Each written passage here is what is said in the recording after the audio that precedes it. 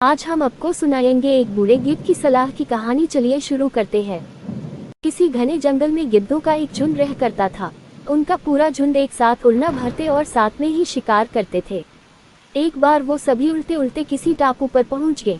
वहाँ बहुत सी मछली और मेढक रहते थे। उन्हें वो टापू बहुत अच्छा लगा। उसके खाने पीने और रहने की सारी सुविधाएं उस टापू पर मौजूद थी। सभी गिद्ध उसी टापू पर रहने लगे। अब उन्हें शिकार के लिए कहीं जाना भी नहीं पड़ता था। सभी बिना किसी मेहनत के भरपेट भोजन करते और उस टापू पर असली जीवन जीने लगे। उसी झुंड में एक बूढ़ा गिद्ध भी रहता था।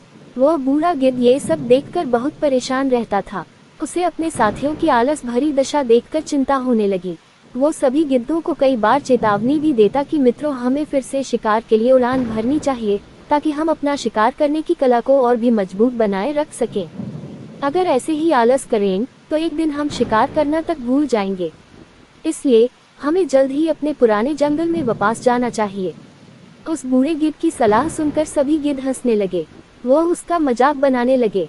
उन्होंने कहा कि बूढ़ा होने की वजह से इनका दिमाग खराब हो गया है, इसलिए ये हमें आरामदायक जीवन छोड़कर जाने की सलाह दे रहे हैं। ये कहकर गिद्धों के झुंड से उस टापू से जाने से मना कर दिया। इसके बाद वह बूढ़ा गिद्ध अकेले ही वापस जंगल में लौट गया।